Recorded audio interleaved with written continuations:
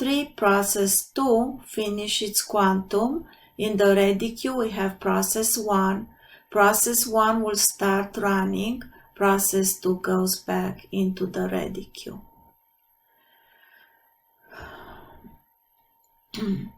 At moment 3, process 1, process 2 goes back into the ready queue.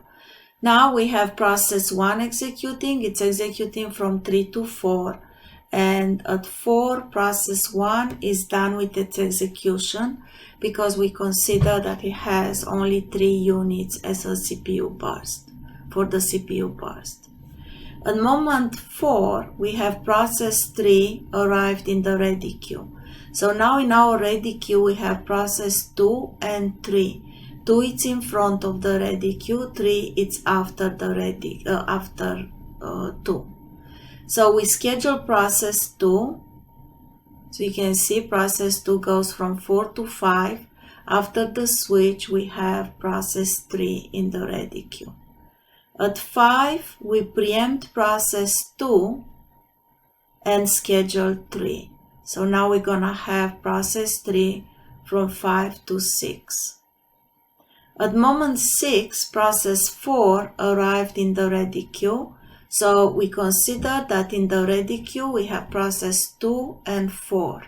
So in front is 2. So at 6, process 2 is scheduled. And then 3, the process that was preempted, goes behind 4. 4 was already there. So we have 4 and 3 in the ready queue and process 2 executes. At moment 7, the first in the queue is process 4 and process 2 is preempted, will go behind 3. So we have 3 and 2 in the ready queue. At moment 8, process 4 is done with its quantum. You can see it's gonna go right at the end. In the ready queue we have 3, 2 and 5. So again, consider that 5 it's already in the queue before you do the preemption. So the very first process in the queue is 3. We're gonna move on with 3. And keep in mind that our preempted process, process 4, will go all the way to the end. So we have 2, 5, and 4. And I think you kind of got the idea. So I think the best will be to try to do this algorithm on your own. Keep in mind again that when a process arrives in the ready queue, and if at the same time we need to take a decision, first the process is considered to be in the ready queue such that the preempted process will go all the way to the end. So it's gonna be before the one that arrived in the ready queue.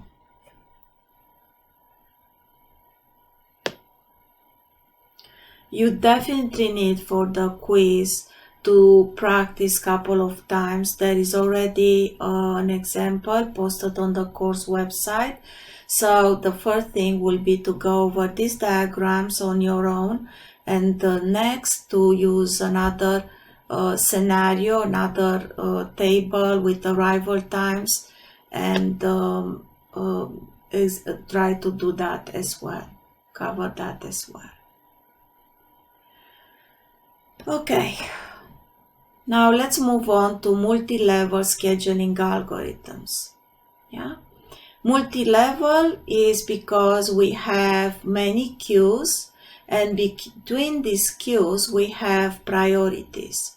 So between queues we have priorities. Also inside of the queue we have the queues are having their own priorities. So this is also written here. So between queues we have non-preemptive or preemptive priority scheduling algorithms. Inside the queues, each queue has its own scheduling algorithm. So there are all kinds of design approaches. What process goes in what queue and when? Are they all coming in the highest priority queue from the beginning. They are coming directly in different queues. Like let's say the system processes will go into the highest priority queue, and then the IO bound processes go in the next one. If the queue uses a preemptive algorithm, once the process is preempted, where the process should go? It should go into the same queue, it should go into a lower queue, it should go into an upper queue. So processes can also migrate between queues. Okay, but let's see how it works. We have 3 queues, Q0, Q1, Q2. We're going to consider that Q0 has the highest priority and Q1 has the lowest priority. And let's just consider that we already have these processes in the queues. P0 and 100 in Q0, P7 in Q1, and P200 and 300 in Q2. When the CPU becomes idle, the scheduler looks at the very highest, the queue with the highest priority. And if the processes in that queue is going to schedule one of the processes based on whatever scheduling algorithm is inside of that queue. So for example, in our case, in Q0, we have process 0 and 100. If we use, for example, first come, first serve inside of Q0, then the first process in the queue will be scheduled. If we use, for example, shortest job first, then the one with the shortest CPU burst will be scheduled. A process that is in a lower priority queue cannot be considered to be scheduled unless all the higher priority queues are empty. So in order for process 7 to be scheduled, Q0 needs to be empty. In order for process 200 or 300 to be scheduled, we need Q0 and Q1 to be empty. Okay, let's take a look at the multi-level feedback scheduling algorithm. It's a very known scheduling algorithm, was introduced by Unix, I think the BSD, and Unix used it for a long time. And I think that in our days Windows uses this scheduling algorithm, and Unix moved to a new one. Still, it's using multi-level queues.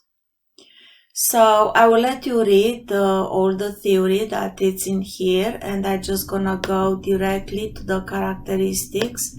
Also, they're written in here of the scheduling of the scenario that we are gonna consider right now.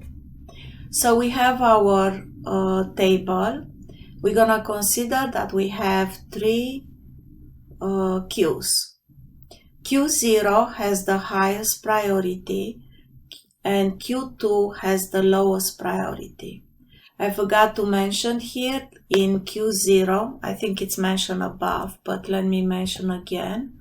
So in Q0,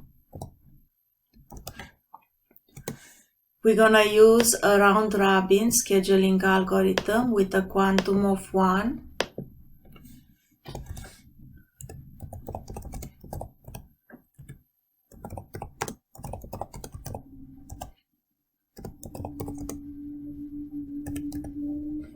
In Q1,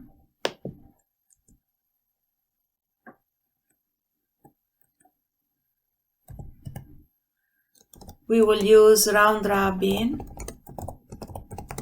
with quantum of 2,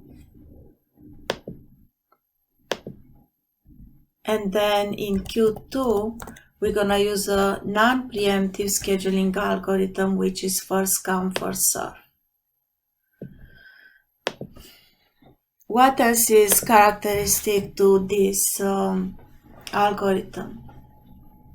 Processes arrived in the highest priority queue when they're about to start their CPU burst. So we can